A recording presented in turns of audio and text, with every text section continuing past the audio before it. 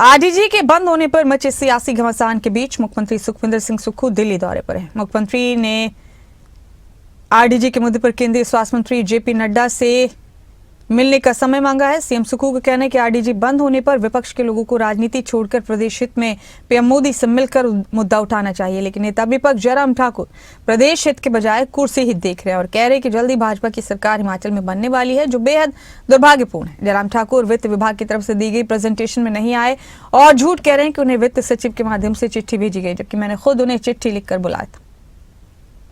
संगठन की मीटिंग के बाद जब समय मिलेगा तो मेरा प्रयास रहेगा कि मैं नड्डा जी से मिलूं, और मेरा ये मानना है 1 फरवरी 2026 का दिन, जिस दिन माननीय वित्त मंत्री जी ने 16वें वित्त आयोग की रिपोर्ट टेबल की, वो हिमाचल के इतिहास का काला दिन है।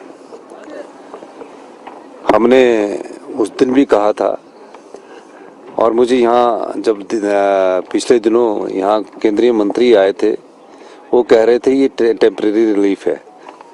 केंद्रीय मंत्री जी को ऐसा नहीं कहना चाहिए था। कानून की धारा का आर्टिकल 275(1) के तहत ये एक अधिकार है।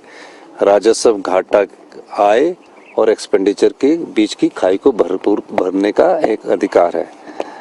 लेकिन उन्होंने कहा है हिमाचल एक छोटा पहाड़ी राज्य है, हमने उसकी प्रेजेंटेशन दी, हमारे बजट पर तकरीबन 15% का फर्क उसमें पड़ेगा। पर जयराम ठाकुर जी भाषण देने में व्यस्त है, कह रहे हैं कि कार्यकर्ता तो तैयार हो जाओ, जल्दी ही हमारी सरकार आने वाली है। वो अपना कुर्सी हित नहीं सोच पा रहे। यहाँ प्रदेश की कांग्रेस सरकार प्रदेश हित की लड़ाई लड़ रही है, वो कुर्सी हित की लड़ाई लड़ रहे हैं। ये बड़ी शर्मनाक बात है। अगर वो कुर्सी हित के इतने चाहत है तो उनको जनता को ये जवाब देना चाहिए।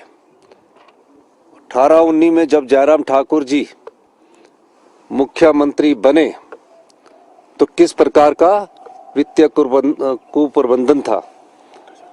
धूमल गुट के अनुराग ठाकुर जी ने कहा कि सरकार का वित्तीय कुप्रबंधन है, सरकार का नहीं था। ये जयराम गुट का जो सरकार थे उनका वित्तीय कुप्रबंधन था।